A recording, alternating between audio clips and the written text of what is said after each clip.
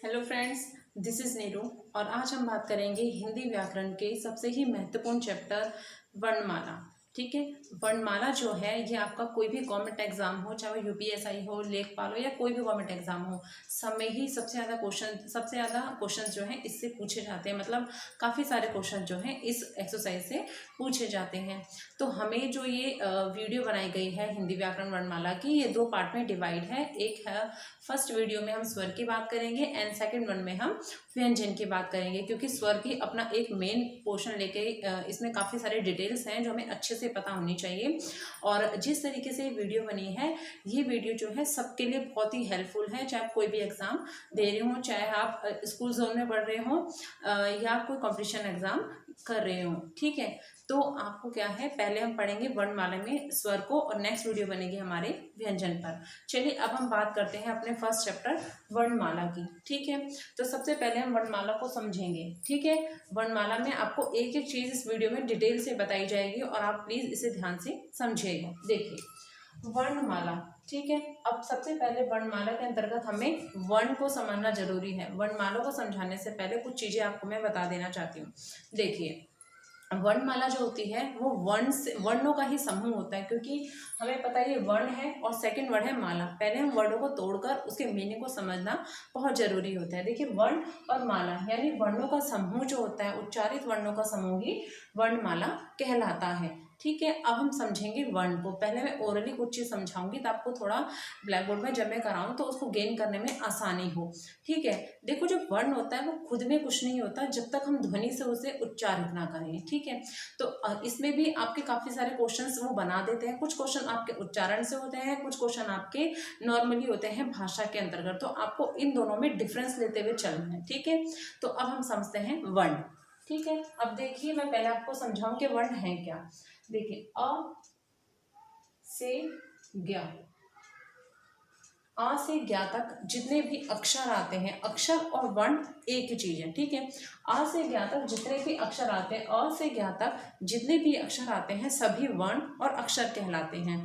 लेकिन अब इनमें एक चीज और, हम अगर समझेंगे ये अ है और ये ज्ञा है, अगर इन वर्णों को मिला दें यानी अ और ज्ञा को मिला दें तो क्या बन जाता है, शब्द।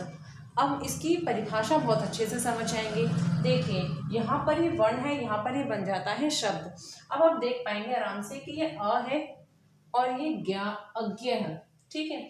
ये एक शब्द बन जाता है, इसको तोड़ना आसान है। ठीक है। बट क्या हम अ को तोड़ सकते हैं? तोड़ सकते हैं? नहीं। यानी वर्ण क्या होता है, वर्ण वह ध्वनि होती है, वह ध्वनि जिसके हम टुकड़े नहीं कर सकते। ठीक है। तो आपको यह परिभाषा याद करने में बहुत ही आसानी हुई। ठीक है। यहाँ पर अगर हम वर्णों को मिलाते तो एक शब्द बनता है, लेकिन अगर हम वर्ण की बात करें तो वर्ण क्या होते हैं, वे छोटी से छोटी ध्वनि जिसके हम टुकड़े नहीं कर सकते। होप सो आपको बहुत आसानी से ये चीज समझ में आई होगी। ठीक है। अब इसको राइट डाउन कर लेते हैं। वर्ण, वर्ण की डेफिनेशन क्या होगी, वर्ण वह ध्वनि जिसके टुकड़े नहीं किए जा सकते।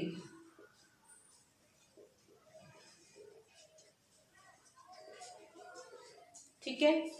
अब हम समझेंगे कि जो वर्ण होता है इसका भी एक मूल आधार होता है, यानी वर्ण खुद में कुछ नहीं होता है। ठीक है। आप यूं ही अ को आ नहीं बोल सकते। ठीक है भाई, तब वर्ण कहलाएगा जब हम ध्वनि से उच्चारित करेंगे। यानी वर्ण का मूल आधार क्या होता है, अगर आपका क्वेश्चन आता है कि वर्ण का मूल आधार क्या होता है, तो आप बोलेंगे वर्ण का मूल आधार क्या है, ध्वनि। यानी मैंने आपको पहले ही समझा दिया था कि ध्वनि के बिना सारे वर्ण अधूरे हैं। हमें ध्वनि को ही समझना सबसे पहले जरूरी होता है। तो अगर आपसे क्वेश्चन आता है वर्ण का मूल आधार क्या है, तो ध्वनि। और ध्वनि क्या है, जो जिसके हम टुकड़े ही नहीं कर सकते। ठीक है। तो वो क्या कहलाएगी, हमारी वर्ण। ये भी आपको अच्छे से समझ में आया। अब हम बात करेंगे टू टाइप्स के क्वेश्चन, ज्यादातर जो इससे रिलेटेड पूछे जाते हैं वो ये है कि उच्चारण की दृष्टि से, उच्चारण की दृष्टि से भाषा की लघुत्तम इकाई। अब ये चीज ना बहुत बार क्वेश्चन में पूछी जाती है, पेपर्स में एग्जाम में काफी बार क्वेश्चन आता है कि भाषा की लघुत्तम इकाई क्या होती है। अब आप देखेंगे ये तो क्वेश्चन है कि उच्चारण की दृष्टि से भाषा की लघुत्तम इकाई, और सेकंड क्वेश्चन बनेगा आपका भाषा की लघुत्तम इकाई। ठीक है, भाषा की लघुत्तम इकाई।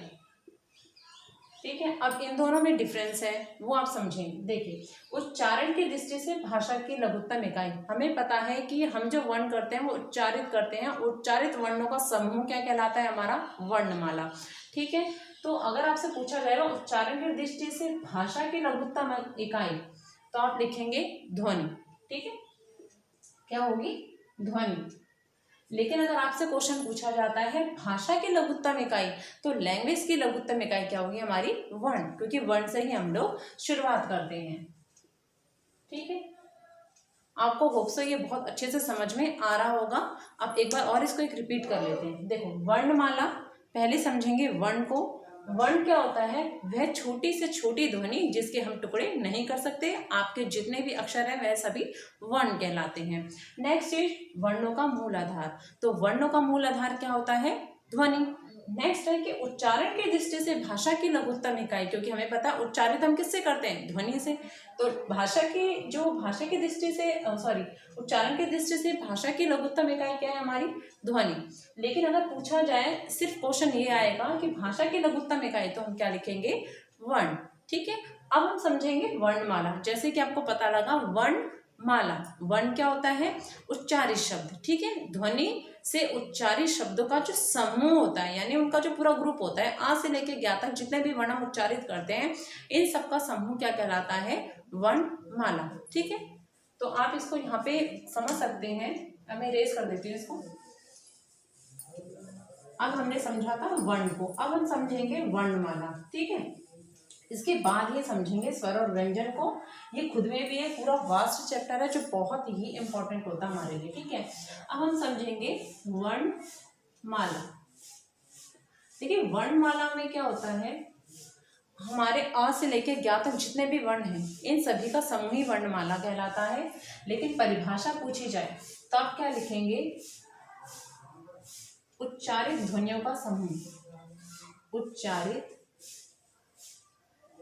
ध्वनियों का समूह। ध्वनियों आप लिख सकते हैं वर्णों। ठीक है, ध्वनियों या वर्णों का समूह क्या कहलाता है, वर्णमाला कहलाता है।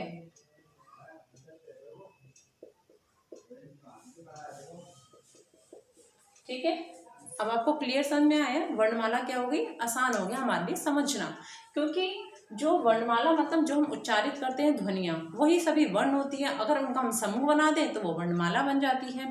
ठीक है, यहाँ हम समझे वर्णमाला क्या होती है, उच्चारित ध्वनि या वर्णों का समूह वर्णमाला कहलाता है।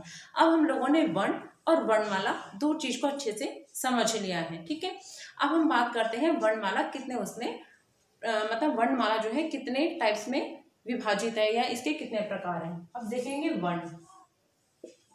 वर्ण के जो प्रकार हैं वो दो हैं। वर्ण के कितने प्रकार हैं, दो, स्वर और व्यंजन। जैसे कि मैंने आपको पहले समझाया कि हम सबसे पहले आज इस वीडियो में स्वर की बात करेंगे, नेक्स्ट हम करेंगे व्यंजन की। क्योंकि जो स्वर है वो खुद में ही एक बहुत बड़ा वास्ट अपने में एक क्वालिटी रखता है, इसको भी हमें ध्यान से समझना चाहिए। ठीक है, इसको बिगड़ समझे मतलब इसको समझे बिना इसको नहीं समझ पाएंगे। तो पहले हमारा स्वर को समझना बहुत जरूरी है, क्योंकि स्वर ही इसका मेन पार्ट होते हैं। ठीक है, अभी हम समझते हैं। यस फ्रेंड्स, अब हम बात करते हैं स्वर की। ठीक है, अब स्वर को देखते हैं। देखो, स्वर को समझने के लिए आपको काफ़ी चीज़ें ध्यान एकदम से एकत्रित इधर ही करना पड़ेगा। ठीक है, अब हम समझते हैं स्वर को। तो हमने समझा वर्ण कितने प्रकार के होते हैं, दो प्रकार के होते हैं। कितने, दो, एक स्वर और एक व्यंजन। अब स्वरों के भी काफ़ी प्रकार होते हैं, लेकिन पहले हम स्वर की डेफिनेशन को समझेंगे। ठीक है, अब स्वर की डेफिनेशन जो है एक हार्ड भी है और एक ईजी भी है। ठीक है, पहले मैं आपको हार्ड वाली बता देती हूँ। तो उसमें क्या होता है, स्वर में जो भी हम ध्वनि उच्चारित करते हैं वे हमारे जो फेफड़े होते हैं, वह ध्वनि जो हमारे फेफड़ों से अनुस्फुटित होकर हमारे मतलब जो हमारे फेफड़े होते हैं उनसे निकलती हुई कंठ द्वार से होती हुई जो हमारा मुख होता है, अंदर का जो पार्ट है इसका, इसमें बिना किसी जो हमारे मुख द्वार है उसमें बिना किसी अवरोध के जब वो बाहर निकल जाए, बिना किसी से टकराकर मुख के अंदर जो पार्ट्स हैं हमारे, इनसे बिना टकराए जब वो बाहर निकल जाती हैं तो हम उसे क्या कहते हैं? स्वर कहते हैं। लेकिन एक इजी भाषा में इसे समझा जाए कि वह ध्वनि जो बिना किसी विघ्न बाधा और अवरोध की मुख विवर से बाहर निकलती है उसे हम क्या कहते हैं? स्वर। ठीक है, तो आप लिख लेंगे वह ध्वनि जो बिना किसी अवरोध या विघ्न बाधा, ठीक है, या किसी ध्वनि बिना किसी अवरोध या विघ्न बाधा के मुख विवर से बाहर निकलती है।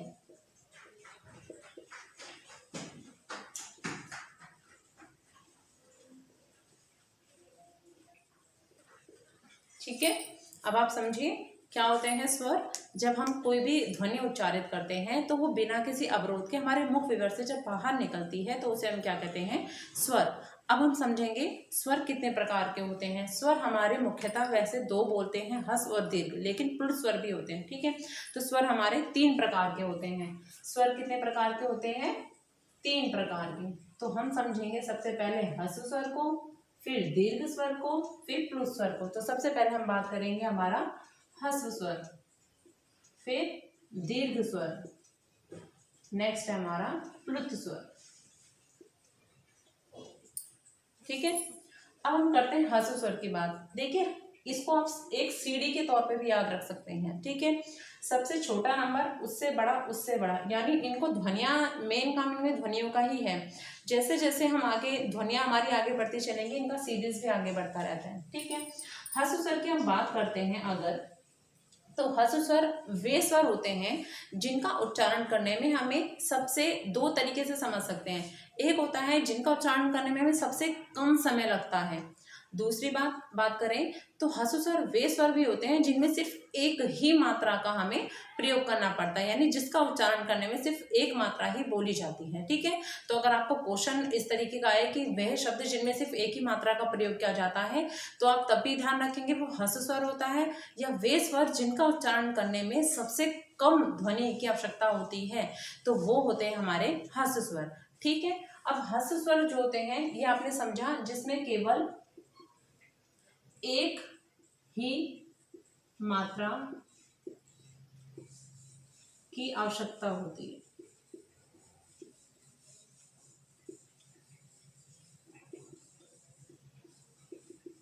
अगर दूसरी चीज से समझना चाहें तो आप क्या समझेंगे कि एक ही मात्रा जिसमें हमें सबसे कम समय लगता है, वहीं आप समझेंगे ह्रस्व स्वर जो है वो कौन कौन से होते हैं। ठीक है, अभी हम इसको इरेज कर देते हैं। आप समझते हैं कि ऊपर लिख देते हैं, थोड़ा सा ना इजी रहेगा।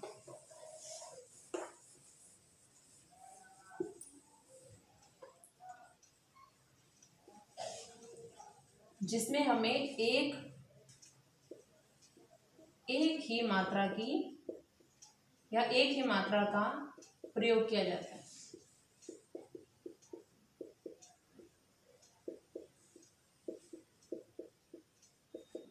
ठीक है, दूसरी चीज जिसका उच्चारण करने में हमें सबसे कम समय लगता है, जिस ध्वनि का उच्चारण करने में हमें सबसे कम समय लगता है।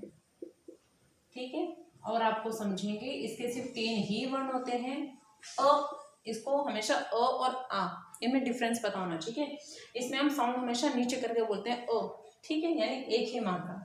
नेक्स्ट हमारा ई और नेक्स्ट होता है हमारा ऊ। ठीक है, इन दोनों को उच्चारित करते समय हमें हमेशा ध्यान रखना चाहिए कि इनको जिस तरीके से हम उच्चारित करते हैं उसी तरीके से शब्द को लिखते भी हैं। तो जो ह्रस्व स्वर होते हैं वे 3 ही होते हैं, अ, ई, उ। ठीक है, और जो री ऋषि है वो संस्कृत की भाषा का शब्द है, संस्कृत से लिया गया शब्द है। तो अब हमने बात करी ह्रस्व स्वर की, अब हम बात करेंगे दीर्घ स्वर की। देखिए मैंने बोला ये एक सीढ़ी आगे चलता रहता है। नेक्स्ट जो है वो हमारा है दीर्घ स्वर। तो यहाँ हमने एक मात्रा का यूज किया था, वहीं दीर्घ स्वर में क्या करते हैं हम दो मात्रा का प्रयोग करते हैं। तो वे ध्वनि शब्द जिनमें दो मात्रा का प्रयोग होता है, दीर्घ स्वर कौन से होते हैं जिसमें दो मात्रा का प्रयोग होता है। ठीक है, दो मात्रा का प्रयोग होता है। अब इसको भी आप काफी तरीके से समझ सकते हैं। देखिए इसमें एक मात्रा का प्रयोग होता है, दीर्घ में दो मात्रा का प्रयोग होता है। यहाँ इसमें सबसे कम समय लगता है और दीर्घ स्वर क्योंकि ह्रस्व से थोड़ा सा एक आगे होता है, तो आप कह सकते हैं कि जब ह्रस्व स्वर में सबसे कम समय लगता है तो दीर्घ स्वर में ह्रस्व स्वर से थोड़ा समय अधिक लगता है। ठीक है, तो यहाँ आप लिख सकते हैं कि ह्रस्व स्वर से थोड़ा समय अधिक, यानी ध्वनि को उच्चारित करते समय ह्रस्व स्वर से थोड़ा समय अधिक। ठीक है, आप इस चीज को अच्छे से समझे होंगे। ह्रस्व स्वर जहां एक ही मात्रा का प्रयोग होता है और जिनका उच्चारण करते समय हमें सबसे कम समय लगता है। वही हम बात करेंगे दीर्घ स्वर की। तो दीर्घ स्वर वह स्वर होते हैं जिनका उच्चारण करने में हमें ह्रस्व स्वर से अधिक और दो मात्रा का प्रयोग करना पड़ता है। अब अ, ई, उ ये हमारी होती है ह्रस्व स्वर। लेकिन अगर हम प्लुत स्वर की बात करेंगे तो देखिए आ, ई, उ, ए,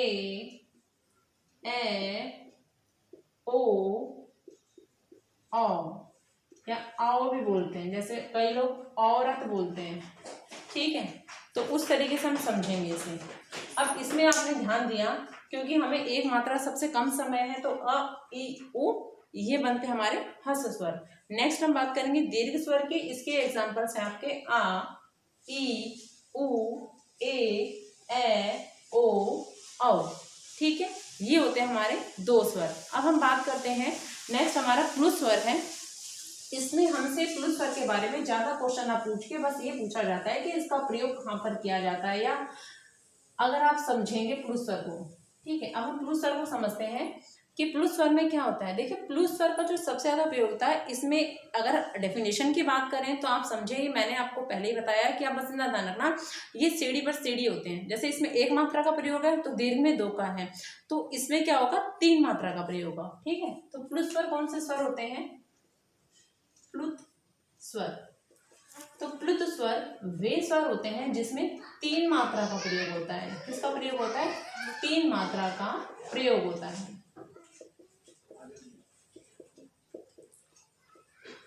दूसरी डेफिनेशन कि इसमें ह्रस्व और दीर्घ स्वर से अधिक समय लगता है। ठीक है, इसमें ह्रस्व और दीर्घ स्वर से अधिक समय लगता है।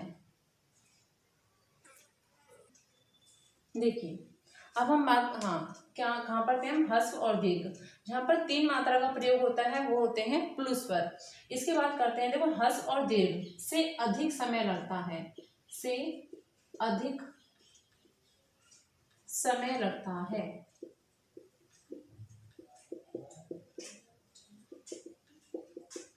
और जो सबसे मुख्य चीज जो प्लुत स्वर के बारे में है, इसका जो प्रयोग है किसी भी इंसान को या किसी को, कोई हमसे बहुत दूर है उसको पुकारने के लिए या बुलाने के लिए किया जाता है। तो मुख्यतः जो इसको डेफिनेशंस आती हैं वो किसी को बुलाने, यानी कोई दूर है, दूर से कोई व्यक्ति हमसे दूर है, उससे उस व्यक्ति को बुलाने के लिए या पुकारते हैं हम जब उसे, तो उसके लिए यूज होता है। ठीक है, और इसमें जो ये थ्री का जो होता है, ऐसे थ्री ये बना होता है, इसके अक्षरों में थ्री बना होता है अंत में। जैसे कि हम बात करें अरे या रे, अरे ऐसे करके थ्री की। ठीक है, या रे बाहर से किसी को बुलाते हैं ना रे, तो उस तरीके से ये थ्री बना होता है। ठीक है, या ओम की बात करेंगे हम। ठीक है, ऐसे ओ। ठीक है, तो हम किसी को बुलाने की बात करें तो वहां पर हम किसका यूज करते हैं, प्लुत स्वर का। अब हम एक बार और रिपीट कर लेते हैं। ठीक है, देखिए ह्रस्व स्वर वे स्वर जिनका उच्चारण करने में सबसे कम समय लगता है, एक मात्रा का यूज होता है, जैसे छोटा आ, छोटी ई और उ। इसके बाद हम बात करेंगे दीर्घ स्वर की, जिसमें हमें ह्रस्व स्वर से अधिक समय और 2 मात्रा का टाइम लगता है। ठीक है, जैसे कि जैसे बड़ा आ भी नहीं, अगर सही से उच्चारित करेंगे तो आ, ई, उ, ए, ओ, या आओ। ठीक है, तो उसमें क्या होता है हमारा, ये क्या कहलाते हैं हमारे दीर्घ स्वर। लेकिन प्लुत स्वर थोड़े से अलग होते हैं, इनमें जो है 3 मात्रा का समय लगता है, ह्रस्व दीर्घ स्वर से थोड़ा अधिक समय लगता है। अगर हम बात करें, सबसे मुख्यतः जो पूछा जाएगा वो यही है कि किसी को दूर से बुलाने के लिए जो स्वर यूज किया जाता है वो प्लुत स्वर होता है, जिसमें ज्यादातर 3 अक्षर का पीछे से 3 बना होता है उसमें, और यही इसकी मुख्यतः पहचान होती है। जैसे कि अरे, रे, ओ, ऐसे करके हम किसी को पुकारते हैं। तो इस प्रकार से हम समझेंगे कि स्वर कितने प्रकार के हुए, 3, ह्रस्व, दीर्घ, प्लुत। आपको बहुत अच्छे से ये चीज समझ में आई होगी। अब हम पढ़ेंगे इनका उच्चारण स्थान, यानी किस तरीके से इन्हें उच्चारित किया जाता है। ठीक है,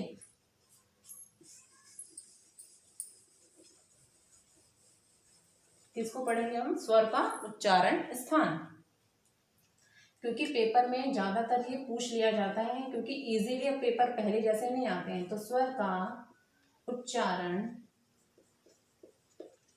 स्थान, ठीक है, स्वरों का उच्चारण स्थान, इसको 2 पार्ट में पहले डिवाइड किया जाएगा, क्योंकि ये लर्न करने में भी सबसे आसान होते हैं। लेकिन अभी एक मिनट पहले इसे लिख देते हैं। अ, आ, ई, उ, ए, ओ, औ। ठीक है, ये क्या है हमारे स्वर। अब इनका उच्चारित स्थान हमें याद रखना है। पहली बात, हमें थोड़ा उच्चारित स्थान को ध्यान में रखना है। हमें पता है कि हमारा ये वाला पोर्शन क्या कहलाता है, कंठ कहलाता है। जो हमारा अंदर का जो माउथ है उसमें देखेंगे आप, जो ऊपर का जो हिस्सा होता है हमारा, ठीक है, तो ये जो ऊपर के टीथ होते हैं उसको ऊपर का हिस्सा हमारा क्या कहलाता है, तालु कहलाता है। ये हमारे होंठ होते हैं, और मतलब आपको ध्यान रखना है कि किस चीज से वर्णों का उच्चारण करते समय, तो किस ये वर्ण जो है उच्चारित करते समय जो हमारा मुख विवर है, किन किन चीजों से ये टच हो रहा है, यानी किस किस चीज की सहायता लेनी पड़ रही है, वही इनका उच्चारण स्थान कहलाएगा। ठीक है, अब हम बात करते हैं इनकी, देखिए अब हम बात करते हैं आ। ठीक है, तो आपको क्या किस किस चीज की सहायता लेनी पड़ी, आ। आप स्पीक करके देखिए, आपने सबसे ज्यादा जो जोर दिया वो कंठ पे दिया। ठीक है, तो फर्स्ट हमारा क्या है, कंठ। ठीक है, नेक्स्ट है ई। तो आपको देखना है कि आपने सबसे ज्यादा जोर किस पे दिया, ई और ई, यानी तालु। नेक्स्ट है आपका उ, यानी आपने किसको जोर दिया, ओष्ठ को। नेक्स्ट आपका ए, यहां पर आप क्या करेंगे, कंठ और आपका तालु।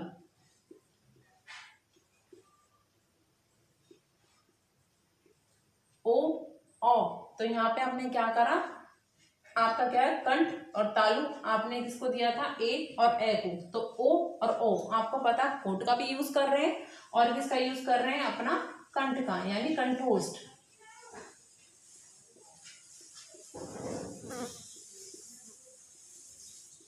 और सबसे मेन जो हमारा ऋ से ऋषि होता है यहाँ पर, हाँ यहाँ देखिए, ये ऋ से जो ऋषि होता है, इसमें हम क्या करते हैं, जब हम जीभ को अपनी फोल्ड कर लेते हैं, फोल्ड करके बोलते हैं, तो वो मूर्धन्य कहलाता है। ठीक है, तो ऋ से ऋषि क्या उच्चारण स्थान है इसका, मूर्धन्य। क्या है, मूर्धन्य।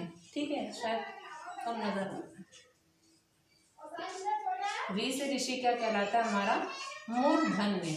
ठीक है, अब हमें क्या समझना है, इनका उच्चारण स्थान। तो आपके एग्जाम में जब पूछा जाता है कि तालु जो है किस स्वर का उच्चारण स्थान है, या ई और ई का स्वरों का उच्चारण स्थान कौन सा, तो ये हमको ध्यान रखना। आप चाहें तो इसको समझ सकते हैं, देखो कंठ होता है, फिर तालु है, फिर होठ है, तो ये इनका शॉर्टकट भी बना सकते हैं आप इसे, कि कंठ, नेक्स्ट तालु और देन होठ। ठीक है, तो कंठ, तालु, होठ, आ, ई, उ, ऐसे करके। ठीक है, नेक्स्ट आपका आता है छोटी ए, बड़ी ए, यानी ए, यानी इसमें हमारा कंठ और तालु दोनों आते हैं, और ओ और औ में कंठ और ओष्ठ दोनों आते हैं। जैसे ही आप इसे स्पीक करेंगे तो आपको तुरंत ये चीज पहचान में आ जाएगी।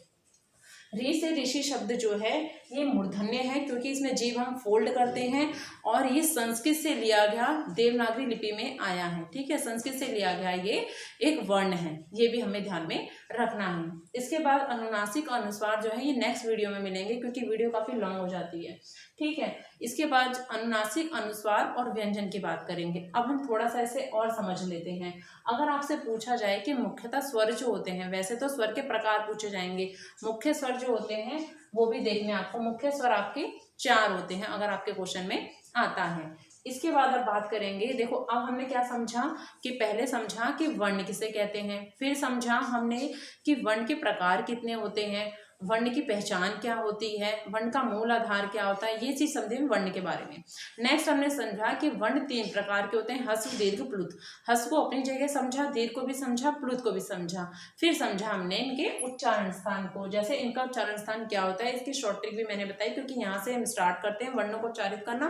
तो आप 2 पार्ट में लिखते हुए चलेंगे, फिर यहाँ से कंठ, देन तालु, देन ओष्ठ, फिर ये 2 पोर्शंस में रिपीट होते हैं। नेक्स्ट आप अगर चाहें तो इसे मुंह से स्पीक करके भी अच्छे से लिख सकते हैं, समझ सकते हैं। नेक्स्ट हम बात करेंगे, अगर आपसे क्वेश्चन काफ़ी बार ये पूछे जाते हैं कि स्वरों की संख्या कितनी है और उच्चारण स्थान पर स्वरों की संख्या कितनी है, इसमें सबसे ज़्यादा कंफ्यूजन होती है। ठीक है, तो आप अगर गूगल पे देखना चाहते हो गूगल पे भी देख सकते हैं क्योंकि इसमें सबसे ज़्यादा बुक्स में भी कंफ्यूजन दे रखा है ना, कंफ्यूजन है काफ़ी ज़्यादा इन चीज़ों में, तो इसको आप देख लेंगे। अभी देखिए, अगर आपसे पूछा जाएगा 2 तरीके से, मैंने आपको बताया पूछा जाता है। एक पूछा जाता है कि स्वरों की संख्या कितनी है हिंदी भाषा में, और एक पूछा जाएगा उच्चारण की दृष्टि से, यानी उच्चारण की दृष्टि से देखा जाए। देखो स्वरों के बारे में अगर पूछते हैं, स्वर उच्चारण की दृष्टि से, उच्चारण की दृष्टि से स्वरों की संख्या, ठीक है, उच्चारण की दृष्टि से स्वरों की संख्या, वर्ण से छोटा लिखा हुआ है,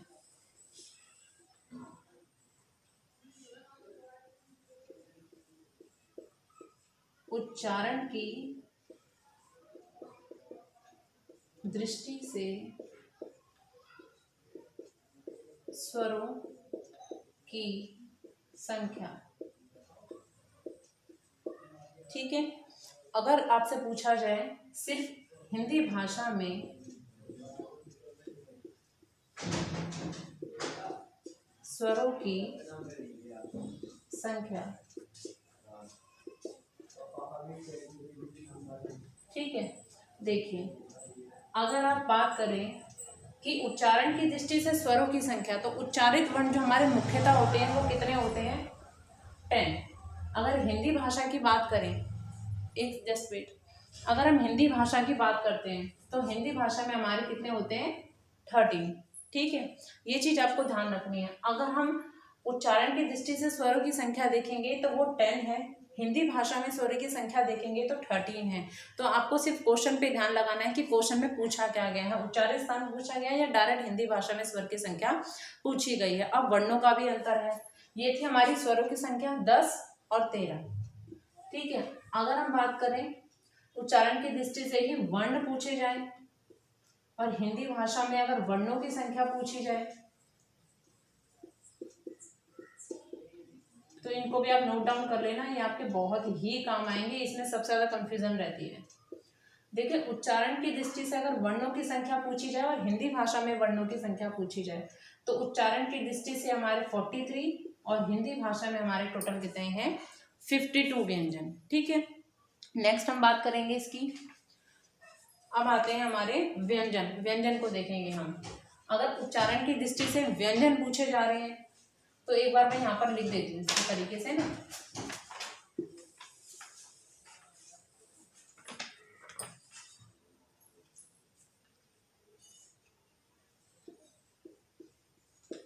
उच्चारण की दृष्टि से और नॉर्मल अगर से पूछा जाएगा हिंदी भाषा में। ठीक है, हम किसकी बात कर रहे हैं, स्वर की। ठीक है, हम किसकी बात कर रहे हैं, स्वर की। अगर पूछा जाएगा आपसे वर्ण कितने हैं उच्चारण की दृष्टि से, 43 और हिंदी भाषा में 52। स्वर पूछे जाएंगे आपसे, उच्चारण में 10 हिंदी भाषा में 13 व्यंजन इक्वल है 35 एंड 35। ठीक है, बस इतना आपने ध्यान रखना है। बाकी आपके संयुक्त व्यंजन 4 होते ही हैं।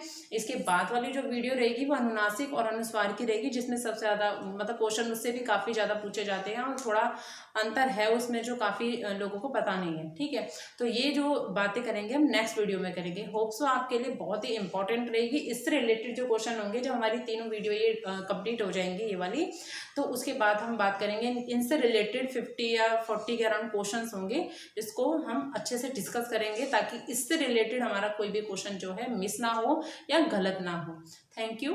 होप सो आपको ये अच्छा लगा होगा, और जिसकी भी इम्पोर्टेंट या आपको लगता है किसी के लिए वीडियो इम्पोर्टेंट रहेगी तो उसे प्लीज़ शेयर करें और प्लीज़ सब्सक्राइब जरूर करें। Thank you.